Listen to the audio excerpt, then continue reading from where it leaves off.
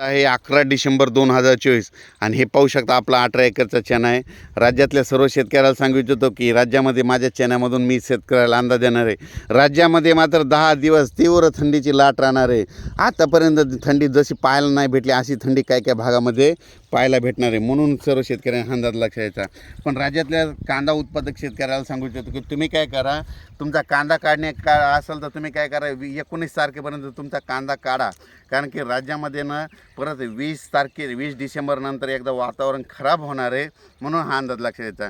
म्हणजे राज्यातल्या सर्व शेतकऱ्याला सांगू इच्छितो की आणखीन 10 दिवस कडक थंडीची लाट आहे, म्हणजे तीव्र थंडी राहणार आहे. पण मात्र 20 तारखेच्या नंतर एकदा पावसाचं वातावरण तयार होणार आहे. म्हणून हा अंदाज लक्षात घ्यायचा.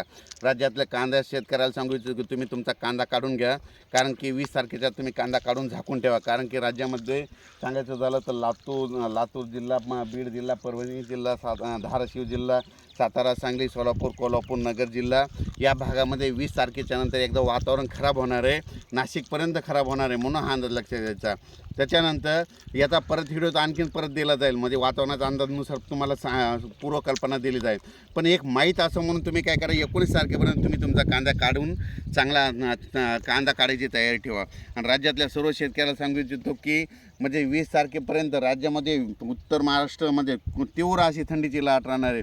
दिवसा देखील थंड वाढणार आहे. म्हणजे आणखी 1-2 दिवस वाढत गेल्याच्यानंतर दिवसा देखील सगळ्या शेतकऱ्यांना स्वेटर घातलेले दिसतील. म्हणून हा अंदाज लक्षात येतात. म्हणजे सगळं उत्तर महाराष्ट्रात नाही तर महाराष्ट्रातल्या वेगवेगळ्या भागामध्ये दिवसा असा थंड वारा जाणवल आणि रात्री देखील 8च्या नंतर एक थंड हवेची एक झुळूक येईल आणि लगेच गारवा जाणवायला दिसेल. म्हणून हा अंदाज लक्षात येतात.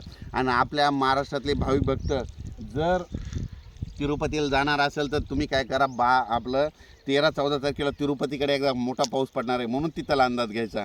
आणि पुन्हा आणखीन तिरुपतीमध्ये तामिळनाडू राज्यामध्ये 16, 17, 18च्या दरम्यान परत एकदा मुसळधार पाऊस पडणार आहे. म्हणून हा अंदाज लक्षात येतात. आणि ते तुम्हाला सांगतो ते चक्रीवादळ एका दिवस काय झालं त्याचं तीव्र स्वरूप जर झालं तर ते केरळ म्हणजे तामिळनाडूमधून समजा केरळकडून जाणार आहे. पण एका दिवस कर्नाटकमधून जर गेलं तर त्याचा नुसत्या एका पंखानं आपल्या महाराष्ट्रामध्ये 20, 21, 22च्या नंतर काही भागामध्ये असा पाऊस पडू शकतो. म्हणून हे अंदाज पूर्वकल्पना द्या.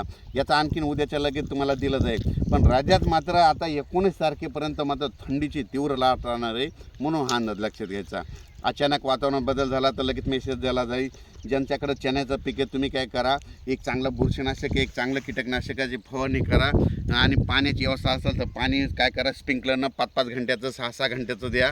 म्हणून हा अंदाज लक्षात घ्यायचा. पण राज्यात मात्र तीव्र थंडीची लाट राहणार आहे. म्हणून हा अंदाज लक्षात घ्यायचा. अचानक वातावरणात बदल झाला तर लगेच एक मेसेज दिला जाईल. धन्यवाद.